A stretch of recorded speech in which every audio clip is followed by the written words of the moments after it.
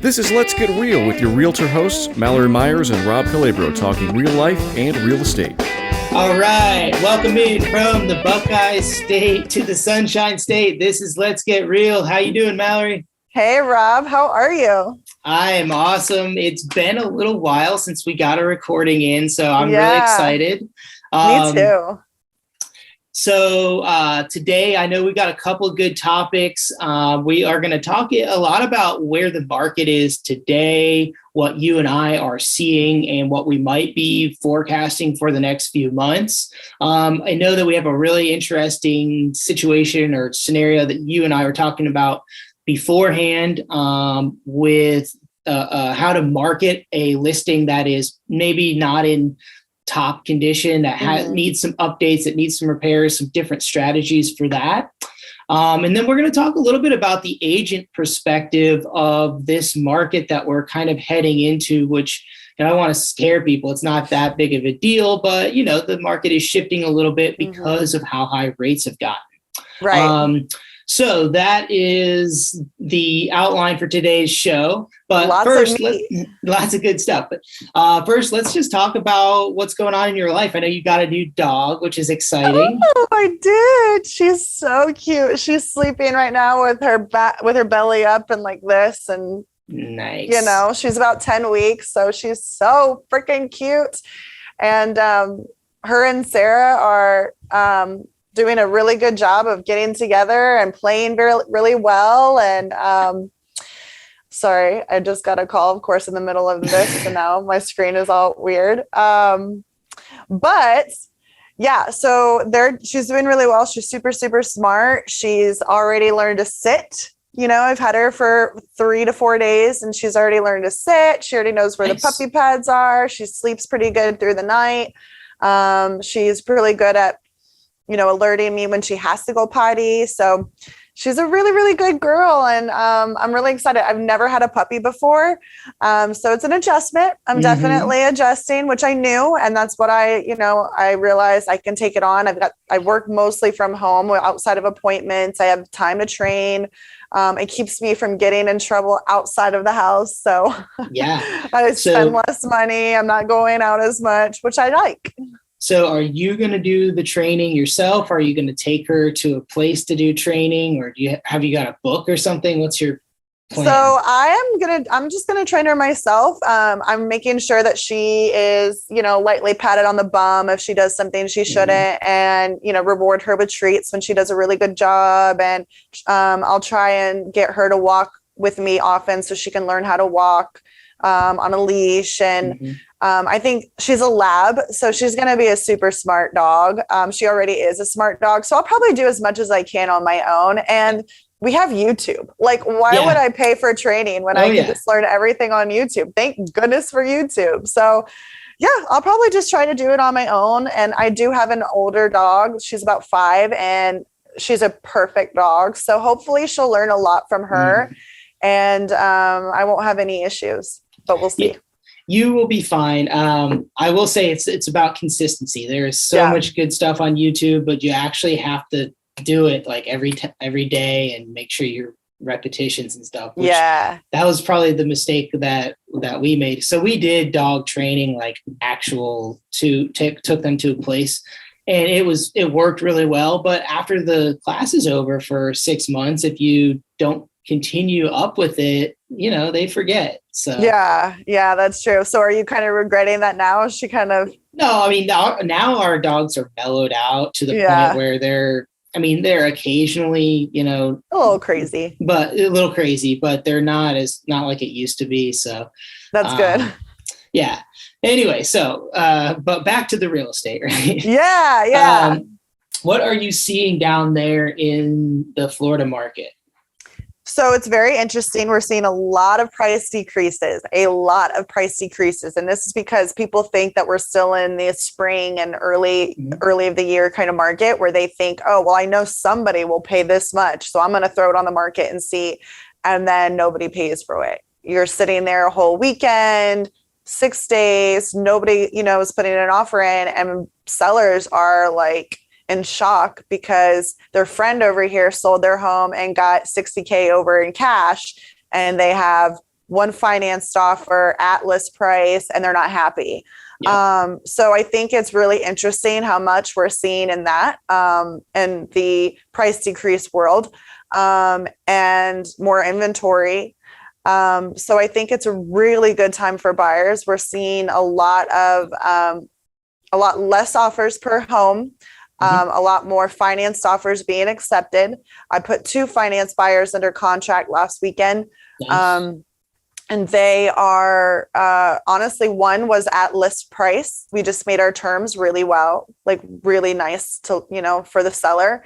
And then the other one was only $5,000 over asking, financed. And we also did great terms. So I think that if you have an agent that really knows how to make your financed offer shine, you don't have to go $50,000 over. You don't have to have cash to win. So it's just really making sure that your agent knows that the market has shifted. So you're not spending money you don't have to, right? Because if they don't know it's shifted and they still think it's a spring market, you could be putting an offer in for $40,000 over when you don't have to. Right. So it's super interesting right now. What about you? Yeah, I mean, I agree with everything you said. It makes me think like this is a conversation that I've had many times before about how it's basically what the shift would always be from the spring market into the late summer and fall market here in Columbus, because traditionally the market would dip a little bit. Demand dips in the fall. I know we're not quite in the fall yet, but I'm talking like late July into August, the market dips a little bit here. And, traditionally we would see this where somebody sees their neighbor sell in the peak of the market in May for a certain price, and then decides that since it's 3 months later, their house is worth more than that, and lists it in August for an even higher price. And then that house sits on the market. That was not uncommon to see. And that was just sort of a normal thing. Like you gotta kind of understand the market, exactly where we are in the market, and price it and market your properties accordingly. Obviously we have that, plus we have a higher interest rate. So yeah, I see that demand has declined a little bit. I told you the story of the 2 listings. I had 2 listings around the same price, totally different properties. One's in one area, one's in another area of town. And the one we got one offer right away, and we decided to hold off on accepting it. And we ended up not getting any more offers. And, it was a situation where we should have jumped on that because it was a pretty decent offer. The other listing, we ended up still getting multiple offers, and ended up getting a much higher sales price than the list price. So 2 similar price properties in the same area, but a different neighborhoods. And that goes back to what I was talking about, which is you really need to know the neighborhood. It's really property specific right now. Yeah. Certain parts of town and certain styles of property, certain conditions of properties might take a little longer because the demand has dipped farther for those than another area, another type of property. So it's something that you want to pay very close attention to when you're listing houses, or when you're, and like you said, as a buyer, looking for a property. Why overpay if it's not a situation where you need to? Yeah, that's so interesting. It is property specific. Absolutely. I mean, condition, the actual location of the home, and if it's priced right? Like, yes, you as an expert could price correctly, but say the seller is like, no, I want to list for this. And you're going to be like, okay, well, we'll see what happens. And the market will tell you what it's worth. Yeah. And I mean, you mentioned this, I think, a little bit just a minute ago, but to kind of reiterate it, the market, I do see this as a prime time for those to jump in the market that have some flexibility. Don't put yourself, because the rates are higher, so it's going to cost you a little bit more. So don't put yourself in a situation where you need to buy in a certain time frame. But I think now is a great time to be on the market looking, because if you happen to get one of those situations where the seller has overpriced it or just hasn't hasn't properly prepared the home for sale and thinks that they can get a certain number, maybe it's an opportunity for you to negotiate and actually get a better deal than you would have a couple of months ago. Right. So it's a great time to be looking for that property. And I'm not saying that's going to happen for any deal. Don't be surprised if you find a great looking house at a good price and it still has tons of interest. Right. That's still going to be very common going forward. Absolutely. But we might find more of those outliers that don't sell as quickly, simply based on the level of demand declining a little bit because people are priced out of the market a little bit. Yeah, absolutely. And I want to touch a little bit on what you mentioned about the interest rates being high. I'm hearing a lot lately of marry the house, date the rate, which means if you love a home and you can make it work financially in the meantime with the higher interest rate, take the chance on it, because you can always refinance when the rates drop a little. You can always take out the equity and use it to go back into the home or do whatever you need to do. But that a house is not worth settling for, right? So it's going to be worth it. If it is a home that you want to be in for 10 years, if it is, everything that your family is looking for, definitely go after it. Even if it's a starter home, it's building equity. It's building money into your pocket versus your landlord's versus somebody else. It's equity. So if you can make it work financially with the higher interest rate for like a year, 2 years, until we kind of see the rate drop a little bit, definitely do it, because it will be worth it. You can get your PMI down in that time. You can take out the equity. You can refinance. You're building yourself wealth by doing that.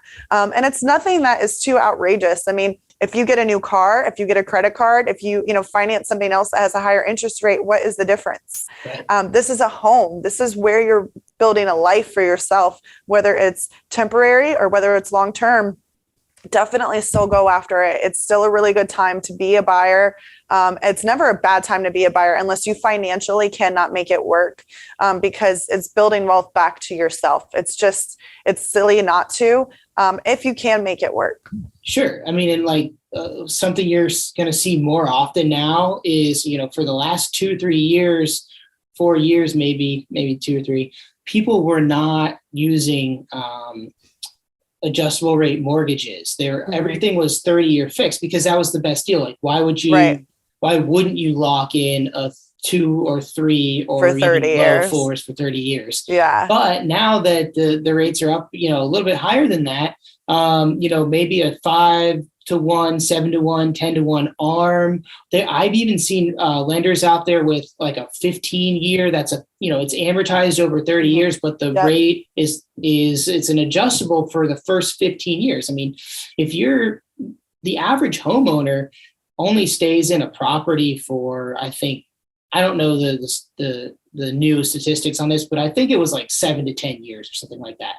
So yeah, I think that's long. I think that's long for here. It is. Well, in my what I see is the first home you buy is typically like 4 to 6 year, and then the second home you buy is typically a little bit longer than that. Right. So my point is, if this is your first property, are you likely going to stay in it for 10 years? Probably not. So you've got some flexibility with what you can do. Maybe you can do an adjustable rate for 10 years, and then you can either A, refinance when the rates drop, or B, you're going to end up selling it within that 10 years anyways. And, hopefully the market has appreciated and you put yourself in a good position anyways. Yeah, absolutely. Yep, I agree. So good time for buyers to be out searching. And it's not to discourage people who life happens. There will always be people that need to move for one reason or another. Yep. So if you're locked into a 2.5% interest rate on 30 years, it's going to make that decision to sell your house a little bit harder. But I always say this, it's so hard to time the market correctly, right? With rates and appreciation and pricing. So you have to make the decision for what your family needs and just, do the best thing for you based on those needs. Yeah, absolutely. So you're going to see, it's not like you might see less sellers out there because of that situation, but you're still going to see listings coming on the market, and you're still going to see things moving. So, all right, that is a quick update. Do you want to move on to the thing we were talking about earlier? Talking about your upcoming listing and just sort of that scenario. Yeah, absolutely. So to outline it a little bit, the topic is, how do you market and how do you approach selling a home differently that is not, move-in ready, 100% ready to go condition? What are the things that you look at, and how do you go about it? So yeah, I want to talk about it a little bit as far as explaining the details. Yeah. So in this property, it is a 2-2, 10 minutes outside of downtown Tampa. I mean, it is a great location, great size home, great lot, definitely in an up and coming area. So it's a really good, marketable home in terms of that. They just put a new roof on. They just, installed a new AC, a new water heater. But the inside of the home is in rough condition. I mean, the kitchen is probably 1940s. It's cute, it's definitely cute, but it's also a wreck. And the floors are rotted. There's cracks places. I mean, it's not great. Okay. But that could be great for somebody, right? It could be great for somebody, right? So, to touch on that, it's not great for somebody who wants to move in ready, but it's great for somebody that can see the potential. Sure. And I think that is why, as an agent, you really have to have vision and you really have to be able to showcase the potential of a property, especially if it's not move-in ready, especially if it's not renovated in any shape or form, right? Like even if it had a 90s kitchen, it would be way better than the 40s kitchen, right? Maybe. Does it have anything cool? Like, does it have those cool metal cabinets or that 1940s? So it has like a 1940s like stove oven and it's really, really cute and like antique, but it hasn't been kept up. It's not in great shape. So if it was usable and if it was like cleaned up and looked really nice, it could be honestly, it could be a super cute Airbnb if they like wanted to make it look really fun and cute. So that kind of touches on how you can market it, right? So like if that it needs work, don't say I've got the perfect, house for you. It's 2-2 downtown Tampa. And then that's it. Because people are going to look at it and be like, who actually need a 2-bedroom, 2-bath in downtown Tampa, who can't afford to renovate, are going to see it and be like, this is a waste of my time. So I think it's really important because you don't want it to sit on the market for 30 days. You don't want to, the seller has to sell. In this situation, it's a referral from New Jersey and the son needs to get his parents up there. They're old, they're on oxygen, they're not doing well. They're by themselves down here. They've lived in the home for almost 30 years. So they need to be up there pretty quickly. So I know I have to kind of move fast and get creative with my marketing. Fortunately in my network, I know a ton of investors. I know a ton of people that like to flip and see opportunities. And so, and I know for them, they probably would prefer an off-market deal because they're old. They can't be leaving for showings, a million times. So I might try to market it and try to sell it off-market if I can, just to kind of help them. But in regards to, and it sucks because it has a new roof, new AC, new water heater, all those, fancy things. But for somebody who's probably going to have to come and gut the thing, that may not matter. They may tear it down. They may, because the floors are so bad, the walls are so bad. Like they may just say, listen, I'll buy your home for $200K just for the lot, So I think it's an interesting way. I can make it, renovate this and make it the cutest Airbnb using the original kitchen. I can market it as an absolute amazing opportunity and to get a home 10 minutes from downtown Tampa for $200,000, right? To lock down a property for $200,000 that is moving quickly to renovate that whole area. So I think it really is just getting creative, making sure that you promote it as an opportunity for somebody for only $200,000 is a really big deal. Instead of just saying, oh, it's a 2-bedroom, 2-bath house, move, it's definitely not move-in ready, but like just putting the sign and praying that somebody will like it. So I have a couple questions for you. Yeah. You kind of answered one, but I wondered, so the people are still occupying the home. Is there any way they could move out before you put it on the market?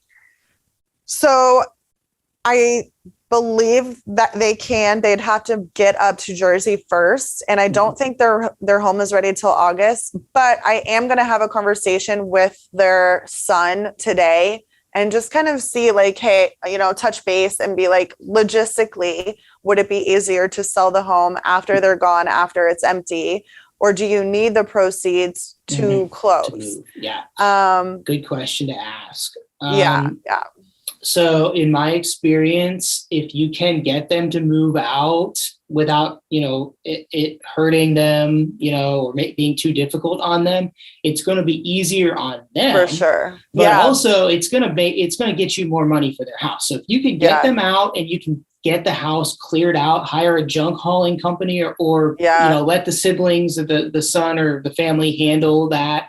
Yeah. That would be, because there's a couple things then you can do to possibly boost the value a little bit. Absolutely. Yeah. You can neutralize paint. You can do a deep clean. And those things, I know it sounds like work, but those things can take that buyer, some of those buyers from like extremely apprehensive to, hey, this is a tackleable job. Right. So true.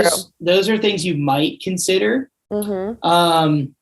Now, if they can't vacate, then that does make it a little bit of a taller task. But there's still other things you could do. Absolutely. The couple things that we mentioned earlier. So you want to know for investors, things I might recommend looking at would be one, maybe getting some quotes on some of the stuff that needs to be done to the house, assuming that it's not a tear down. Let's say that you're going to renovate it. You can get some ballpark figures and even have stuff in writing for interested buyers. Like here's good idea. Yeah, here's what it might cost to do this kitchen. Here's what it might cost to do these floors. You want to know your ARV, which is what we just talked about, after repair value, so that you can market that to investors. And you want to know what its current rental potential is and what its rental potential would be after you've done some renovations to it to help those investors figure out their numbers. Yeah, those are really, really good tips. I was just thinking of another idea. We have a lot of renovation loan programs, and you can market it as that and say, listen, if you're a buyer who sees the potential and needs the home but can't afford to renovate out of cash, with cash, then you can lump that in with your loan and get a renovation loan. And I can set you up with that, to get pre-approved before, to buy. So there's definitely a lot of creative avenues out there right now to market a property that's not, super pretty and in great condition, like the renovation loan. Like I love getting the quotes ahead of time and marketing it as such. That way people aren't seeing a $50,000 price tag when it could be a $15,000 price tag. A lot of people get scared away because they think the cost is so much when maybe it's not. So it's about educating. I mean, I've had this happen so many times. Like somebody will come into a listing and say like, oh, I have to spend $25,000 on new cabinets. And I'm like, I just had new cabinets installed in one of my rental properties for $4,500. And maybe they're different styles and whatever. But all I'm saying is if you get a couple of written quotes or at least talk to a couple of people that can give you some ideas, then you have something factual. So when an investor or a buyer says like, oh, it's going to cost me this much. Well, you can say, well, actually, it might actually just cost you about this much. I love that idea. I love that idea. Thank you, Rob. That's a great idea because putting the numbers in front of them instead of them guessing is so valuable. And it just makes you stand out better, right? It just makes you stand out like you know what you're talking about. And again, it's another opportunity to build referral, partners and to really build your connections and your network and your reputation for being the expert, and there's always opportunities to learn and grow in this business. I mean, that's the beauty about real estate is that no day is the same. No transaction is the same. You're going to learn something new every single day. And I love that. I love that my brain continues to be worked in this industry and to being able to, pick each other's brains, where I am weak, you are strong, and vice versa. And I love that. So it just brings such value. And another reason why it's great to be friends with realtors. They are your friends, and to use your network for those things. So thank you for that idea. You got it. I mean, and I think this is a great one for you because like I've learned so much more about real estate from dealing with properties that are not in great condition. And particularly for me, like owning and renovating properties, there's no replacement for that knowledge. So this type of property is great for you to work on because you'll meet and connect with a lot of people that have a different perspective on how to handle real estate than, your traditional person who wants a move-in ready single family home. It could be great exposure for you as well. Absolutely.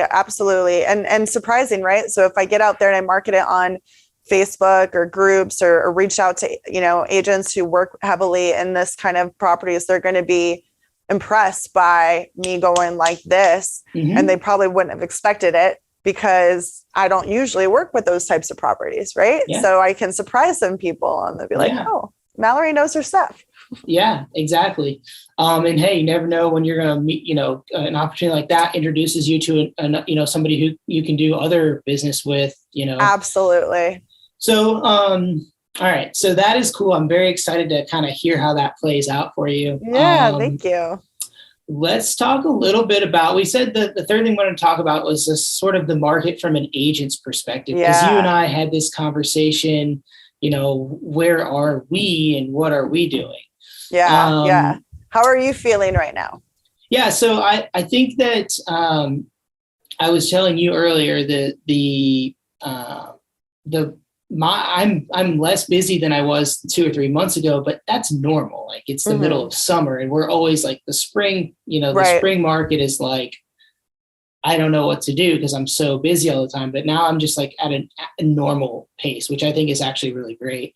But as I was telling you earlier, now is the time for us as agents to really be focused on what we're doing as we head into the fall and into next year, because, the sellers that want to sell, most of them are going to be in touch with you 6 months, 12 months before they actually take action. And buyers too, you want to be working with buyers as we head into I want to be working with a lot of buyers as we head into the fall, because I think now is going to be the time to strike if you are a buyer. But I also know that a lot of those buyers, might be, in the marketplace looking for 6 months or more. So it's important for us to continue to keep our pipeline full. Yeah. And because that, October will be here before we know it, right? So if we had somebody in May who reached out and they're like, I'm thinking about buying, my lease is up in October, and the market slowed down where we don't need to be looking 6 months ahead, right? We can probably put an offer in and get accepted within a week, hopefully, in this market that we're currently in. So it shifts, right? So, but October will be here before we know it. So we need to kind of be talking in August again and touch base and be like, hey, are you still looking to buy when your lease is up? We should probably start the process now. And if you keep building these relationships for people who are looking in October, November, December, well, then you have somebody to touch base with in August, September, October for those closings, right? So even if somebody's not looking to make a move until December, nurture them, making sure that you stay on top of mind, that you don't let them think that you forgot about them, that you just wanted to touch base and say, hey, I just wanted to let you know that I'm still here and available if you have any questions before we're ready to make moves. But yeah, it's nurturing the pipeline, because that month when they're actually looking to move will be here before you know it. So it's definitely a nurturing process when it comes to those types of buyers. Yeah. I mean, and this is probably something I've said 100 times, but like the process takes more time than you anticipate, right? The actual process to buy a home only takes 30 to 45 days, and same thing with selling your home. But I mean, what I've learned over the last 2-3 years is that you could be working on getting to that point where you're ready for 6 months or more. Right. Like if you maybe have something on your credit you didn't know, maybe you need to pay off a debt, maybe your loan, to debt ratio is not great. Yeah. That part of that prep work, and I know you and I have talked about this a million times, is just to talk with a lender, make sure that you're on the road to success. And that starts with your finances. And maybe there's something that you need to do, save more, pay off. And that's part of the process in getting you there. Right. Yeah. So, keep working hard. And we are probably going to see over the next, I would think, few years, we'll probably see the agent count reduce. I don't predict it to be by a large margin, but a lot of part-time agents and things that of people who only were selling a few houses a year anyways, which to be honest is the average agent, right? A lot of those people might not want to spend their time because you've got to work a little bit harder than you used to. I think that's interesting you say that. I think it's going to be a little opposite. I think that, I guess I see your point in regards to listing agents, right? Like listing agents, they just put a sign in their yard, in the last 2 years and the house gets sold, but you didn't necessarily have to be a good agent to be a listing agent, right? So I think that we are going to see, agents in a different market, and it's going to be interesting of how they work. A lot of people haven't ever experienced a buyer's market. A lot of people haven't, experienced a slowdown.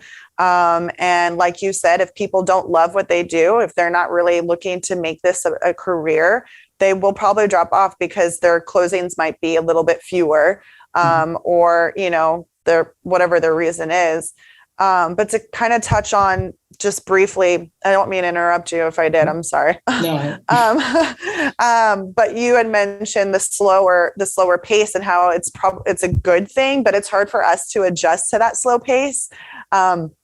Like you said, like you have business going, right? Like you have deals under contract, you've got new listings coming up, and I'm the same. I just had a closing. I have another closing Friday. I have another closing in like 2 weeks. I have 2 listing appointments this week. It's great for me. I'm super happy. I paid off my car Friday, by the way. Nice. Congrats. So that's super exciting. That's with awesome. all these closings. I'm able to take care of myself. Yeah. But but the thing is, we're so used to getting bombarded with buyers who need to see a house right now. We're so used to the pace of hurry, hurry, hurry. And when it's calm but busy, it's a weird adjustment. You're like, I feel unproductive. I'm feeling like I'm not working, right? But it's a great pace. Like enjoy it while it lasts, because we might have another season where we have no control over our schedule. We have no control over our life because we have to show a house 30 minutes away in 30 minutes. We have to kind of be at the mercy of our clients and what the market is doing. So when you have that moment of being like, I can breathe and I'm being successful, like, okay, I'm going to enjoy it for a minute. I agree with you. Yeah, it is. Take a step back, but I mean, don't take too far of a step back. Yeah. You still have to nurture going. These people. You still have to market. You still have to do these things. But if you can enjoy where you just are working from home, or you're working from your office, or you get to have a little bit of personal time and a work-life balance, it's super important to have a work-life balance. It's super important to make time for yourself, because you won't be a good agent if you're not taking care of yourself. So that slower pace is part of that self-care. Yeah. Making sure you're taking care of those dogs too, right? Yeah. Yeah, I agree with you. And I think that I think there's like, at this point in time, we're seeing so many different thoughts and opinions and reports and news articles, like what's happening, what's this? I mean, I think just pump the brakes a little bit. Everything is fine. I mean, the market is from in Columbus, it's still strong. I don't foresee us shifting out of a seller's market, maybe just slowing down a little bit. I don't foresee prices dropping. That would be unusual. I mean, you're going to see price drops and you're going to see decreases. But I mean, like as a value, as a market as a whole, values, I foresee that to continue to rise. Just at a slower pace. Yeah. I mean, exactly. We're not going to see 50K over, asking. We're not going to see crazy appreciation because we're not getting those crazy offers. But we are, the market is healthy. I mean, we're still seeing, a little bit of a rise, and we're still seeing a couple offers on a home. It's not a buyer's market yet, but buyers should be encouraged. Yeah, absolutely. Yeah. Not a buyer's market for sure, but a little relief. So, yeah. All right, cool. Well, good conversation today. Anything you want to add in before we head out? I don't think so. I'm super thankful that the dog has been sleeping this whole time. So that is a big win. She's right next to me and unfazed. She is dead tired. Good for her. Yeah, yeah. But I hope you have a good week. Do you have any closings or listings coming up this week? No listings this week. I do have a couple that are coming up very soon. Nice. Including a really nice condo that's near our house. And what else?